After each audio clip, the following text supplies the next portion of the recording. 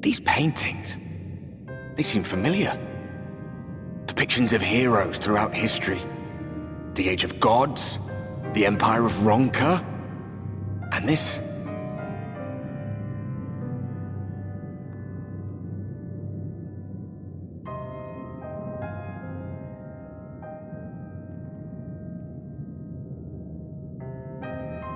There was a man, a researcher who pored over these pieces. He offered us work when we needed it, slaying beasts, delivering provisions. A funny old bugger he was, but he had a good heart.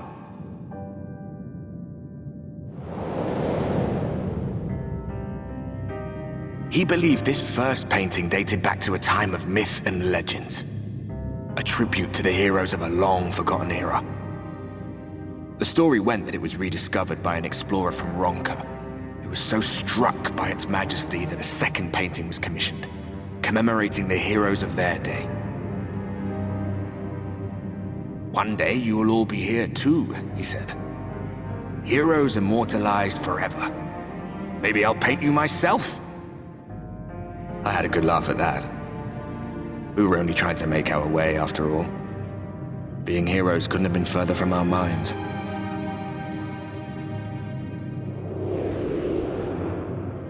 But it seems he actually went and did it. Before or after the flood, I wonder. Rather faded, isn't it, compared to the others? Or did someone try to scrape it off the wall? Well, maybe the man himself once he came to his senses.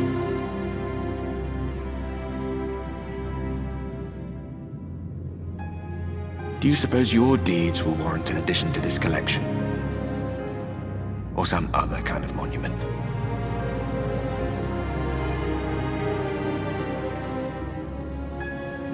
There you are.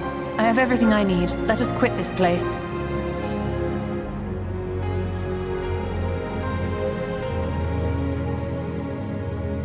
Is something the matter? We should go. The others are waiting.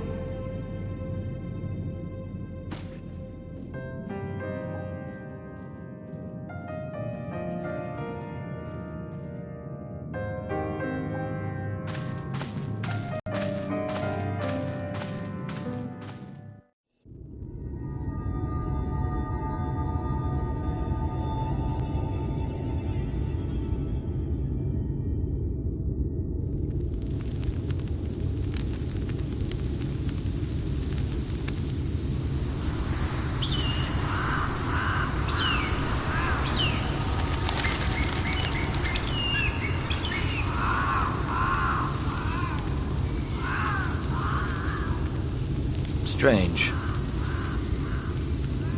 The others on patrol should have returned by now. Our food will be overcooked if we wait any longer. We will just have to start without them. Would you call Master Matoya and the others?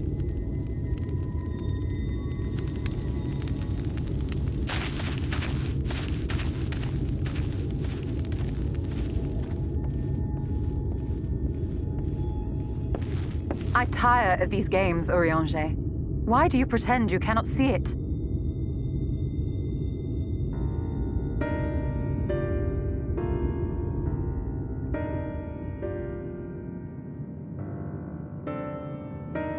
The blessing may spare him the fate of becoming a Light Warden.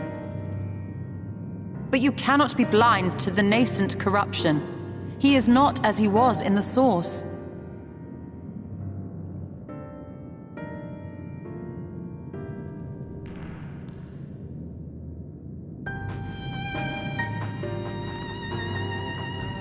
Though I have no proof, I fear that the light which poured forth from the Wardens was not negated at all. I fear it was absorbed, that he has been suffused with their light.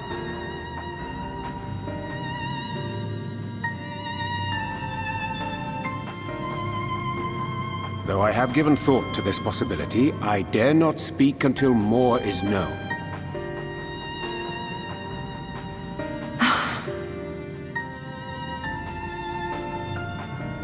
By the time you deign to enlighten us, it may be too late, if it is not already. Urianger, I know full well, after all these years, that you have only the best of intentions. But that does not make it any easier to put my faith in a man so infatuated with secrecy. I have had my suspicions ever since the Exarch bade you speak that day. But now I must ask. The 8th Umbral Calamity and all that followed, everything you claim to have seen. Did you?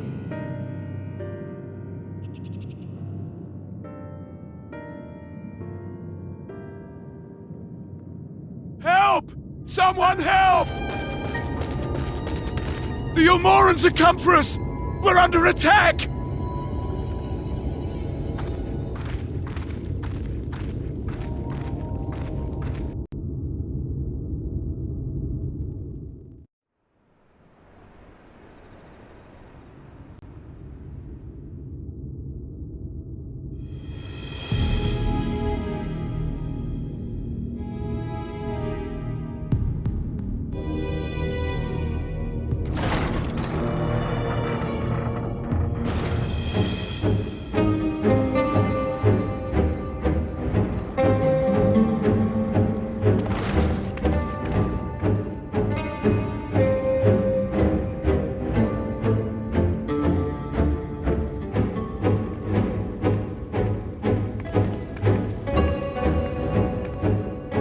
Lord Vauthry, how good it is to see you. How long has it been? Not since your inauguration, unless I'm mistaken. Too long, at any rate. May I say how humbled I am to be invited not only into your city, but your home. You are as generous as ever. And you as disingenuous. Let us dispense with the pleasantries. This merry band of dissidents people are calling warriors of darkness. They have slain sin-eaters, and by all accounts the Crystarium is complicit in their villainy. And now I hear reports of your people obstructing my soldiers, so I must ask, what exactly do you think you are doing? I might ask you the same thing. It should be clear, even to you, that defeating the Light Wardens represents the world's only hope of survival. Even now, the people of Lakeland and Ilmeg rejoice in the return of night. For 100 years, they yearned for a means to fight back against the Sin-Eaters, and at last they have found one. Yet you choose to stand idly by and do nothing. Why? Why?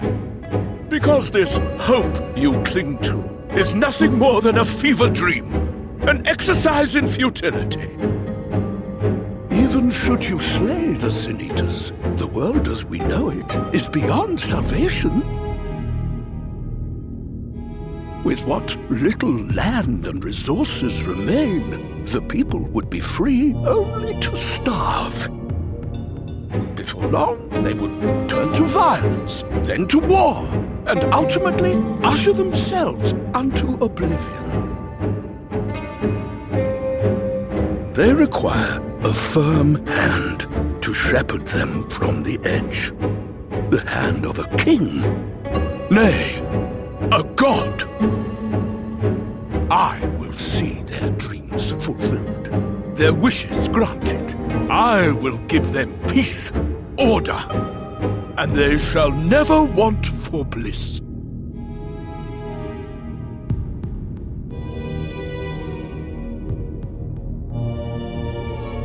Men are fickle creatures who entertain vague ideals without the faintest notion what they cost.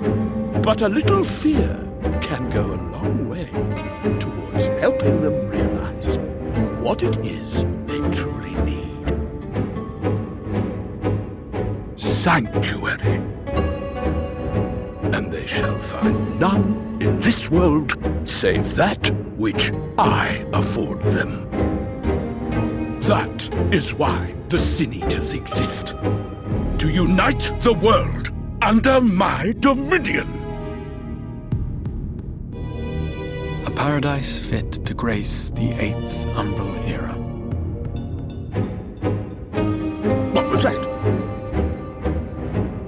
minor epiphany, nothing more.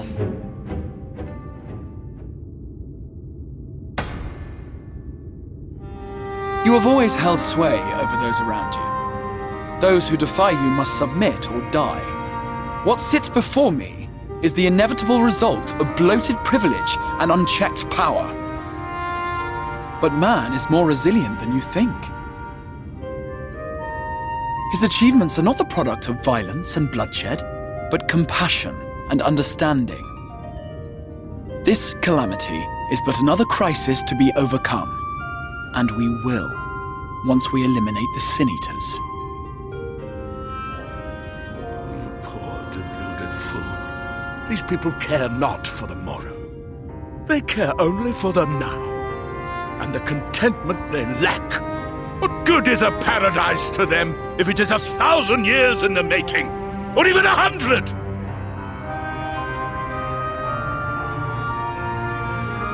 You underestimate them, Lord Vauthry. They see further than you think. I have beheld it in the blood and sweat and tears of those who would sacrifice everything for a future they may never know, that their children may never know. I have beheld it in the hopes and dreams of those who came before, which we bequeath to those who come after, that they might in turn build upon the foundations laid by our forebears. These are the bonds which hold man and his world together, not your gilded chains, and I will resist your every effort to shackle him. In summary, you will continue to support the villains hunting my Sin Eaters? With tremendous enthusiasm, for I have faith in the future they would build.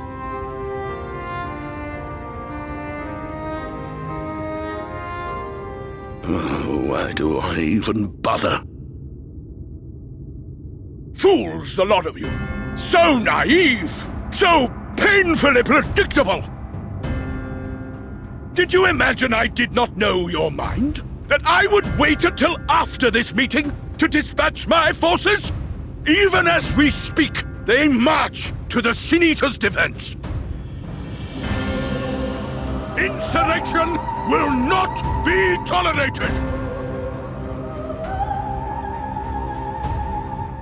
The people of this world are mine to rule, mine to command! And you are no exception!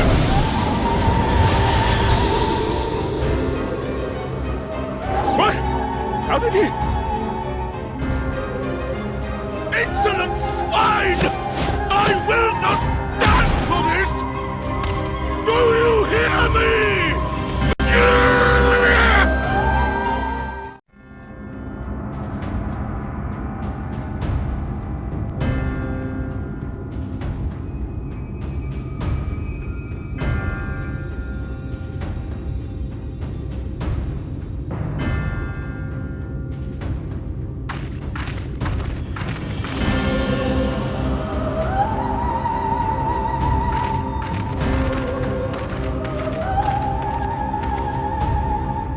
You speak for the Knights Blessed? I do. I presume that is your doing. If you have come to parley, I must insist that you first return him to us. You're in no position to make demands.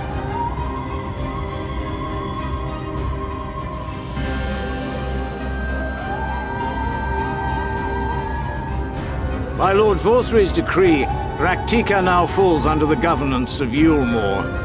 You will henceforth answer to us. Is that so? And the children of the Everlasting Dark have acquiesced to this madness? We have reached an accord, yes. Too many times have the Knights Blessed shunned Yulmore's overtures of friendship. The risk that you harbor hostile intentions has grown too great to ignore. Therefore, his lordship has claimed dominion over this forest and bestowed executive authority upon the children of the everlasting dark.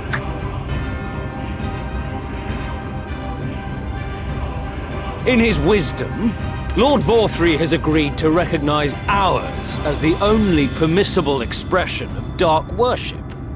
It's one true faith. You and your false creed are a blight on these woods. A foul, unholy corruption that must be cleansed. Little wonder the Warrior of Darkness visits both Lakeland and Ilmeg, yet shuns Raktika. Your perverted teachings hold blessed shadow at bay.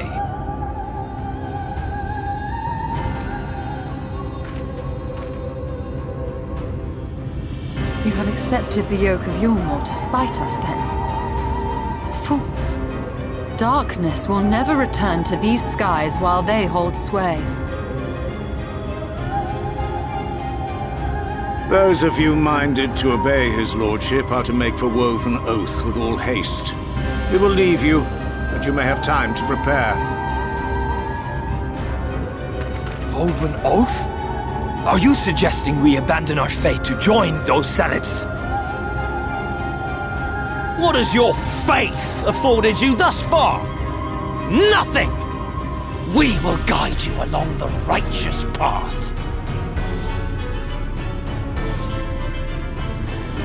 And should we refuse?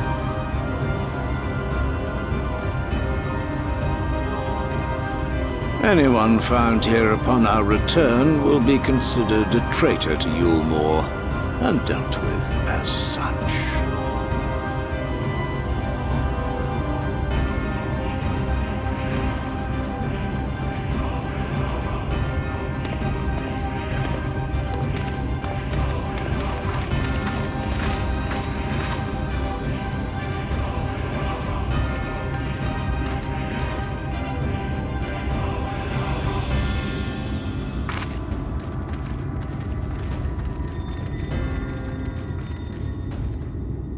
We will discuss these developments after I have tended to our casualty.